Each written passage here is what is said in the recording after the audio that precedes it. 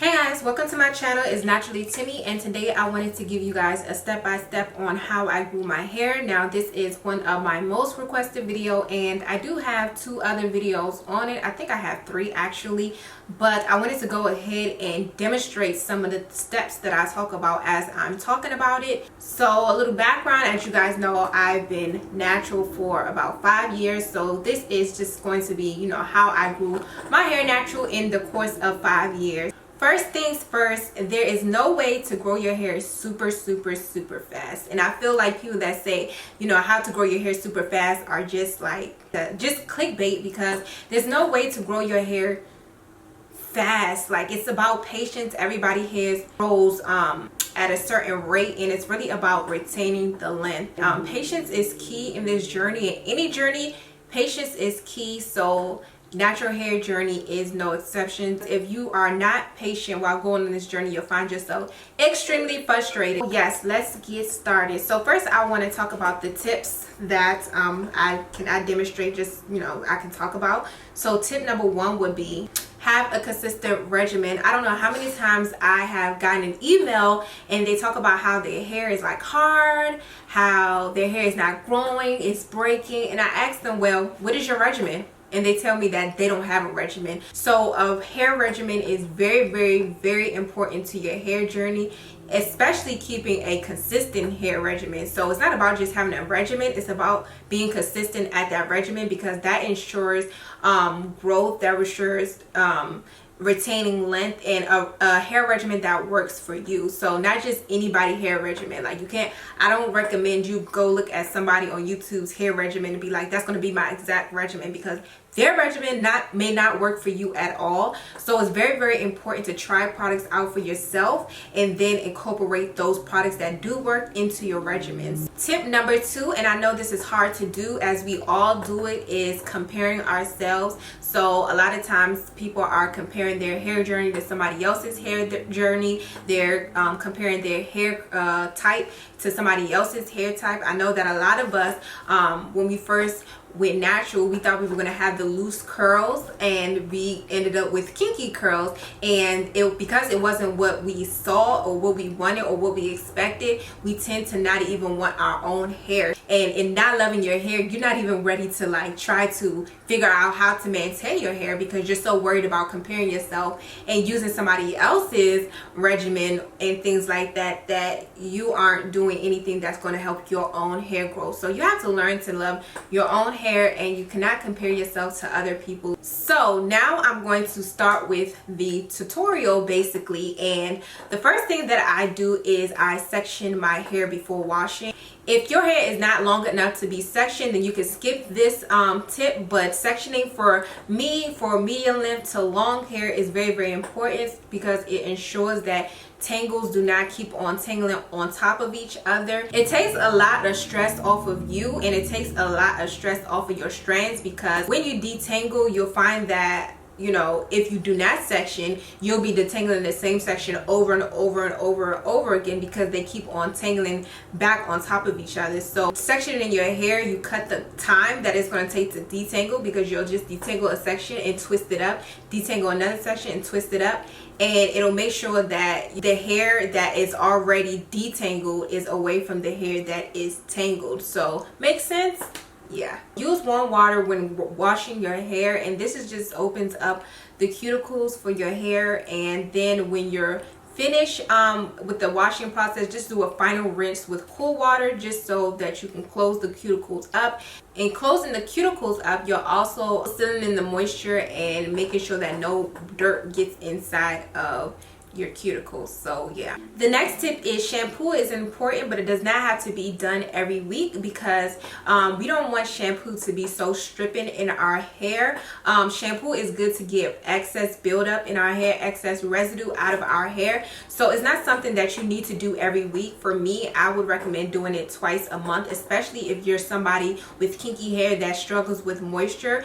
Definitely not every week. You want to shampoo your hair. If you feel like you want to wash your hair, or you have a little bit of buildup, you can always use a cleansing co-wash, and that just helps keep moisture inside your hair, and it's not as stripping as a shampoo, but it also will get the job done. So I do recommend in between your shampoos that you're doing twice a month that you do co-wash the other week. So I wash my hair every week, and that's how I do it. Like I co-wash twice a month, and then I will also shampoo twice a month. Not only am I showing you guys my entire hair regimen from wash day, but I'm also showing you guys the products that I use that are my staple products. Now, as you can see, I mixed and matched a lot of these products up, and a lot of times I don't really like doing that so much, but like I said, like these products work very well for my hair. But a lot of times when you get products, the lines are formulated to work with each other. So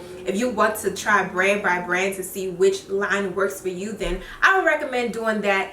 But these are the products that I picked from different lines that work very well on my hair. So this particular shampoo is a strengthening shampoo, but like I said, us with kinky hair, I do recommend buying a moisturizer shampoo. Now the reason I'm using this strengthening shampoo is because it's not that stripping to your hair. It's like, it feels kind of like a co-wash, so it does leave moisture still in your hair, and it's not as stripping, but it's a strengthening shampoo. I would recommend getting something that says a moisturizer shampoo if you struggle with really dry hair. So what I'm doing now is I'm getting ready to detangle my hair, and what I am going to do is use my Holy Grail, the TRESemmé Moisture Rich Conditioner. It has a whole bunch of slip. You want a product with a whole lot of slip to really take out those tangles and make it easier for you to run your hand through those tangles. And also finger detangling is the best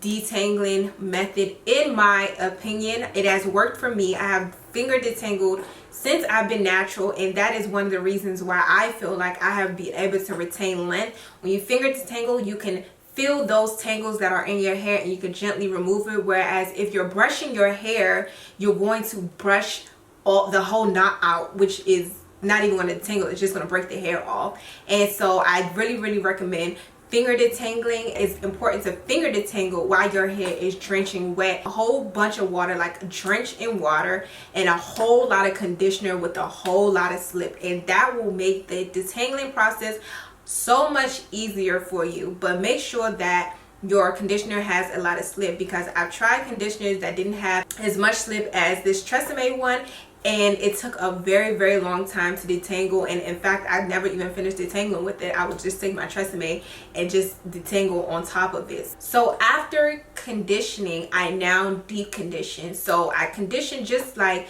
you know, I use the conditioner as a detangler, so I use that to detangle, then I use the conditioner to really like penetrate the moisture into my hair. And what I'm using is my Holy Grail favorite deep conditioner, and that's the deep conditioner by LA Naturals. I absolutely love this deep conditioner because it makes my hair feel like clouds. I said that in my last video because it was one of my favorites of 2017, but it makes my hair feel very good, and I get a whole bunch of moisture into my hair when I use this, and my hair is extremely soft and manageable. So I would recommend that you try it if you haven't. So since I previously detangled my hair, there's no reason why I need to detangle my hair for this process. When it comes to deep conditioner, I just go ahead and slap it on, rub it in, and put my hair in a ponytail, and then put a plastic bag over my hair. So I just like to let it do its own thing in the hair and just wait for an hour. But if you cannot wait for an hour, if you have somewhere to go or you just don't feel like waiting, you can always sit under the dryer for 20 minutes, and that'll open your pores up and let the product distribute faster. Then you're ready to go and wash your hair with cool water so that you can seal the moisture that the deep conditioner already put in your hair. Like I said, I don't really put too much heat on my hair, barely any at all, so I don't sit under the dryer for this process. I just let it do its own thing and just do what I need to do for the next hour, and then I come back, and then yeah, my curls are looking like this. They're looking popping, they're looking amazing. So when styling my hair, I use Shea oil, and if you guys have been following me on YouTube or watch my videos from a while ago, you guys know that I rave about this product. It is very good with moisture. So this whole video is really how to just I guess like retain moisture as well, like how to keep moisture in your hair as well. I've let a lot of my 4C friends use this product, and they always said that their hair was moisturized for a couple more days than it usually is while using this product. So I use this as a leave-in and it's amazing. It's in my hair now and my hair feels so amazing. Like, I don't even know why I'm still surprised at this point. Like, my hair feels so good. So if you have a problem with dry hair, this regimen will be good for you, and this product, this specific product, will be amazing. So now getting ready to style my hair, I make sure that I finger part my hair. A lot of times I finger part as well, just because I'm going to pick it out anyway, so I don't need the parts to be perfect at all. So just finger part, that minimizes breakage as well. And then I use my detangling brush. This detangling brush is from Texture Pro.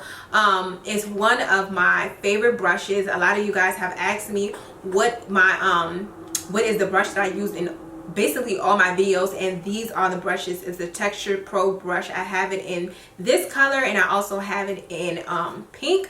So I really love this brush for detangling, and I don't try to do too much detangling.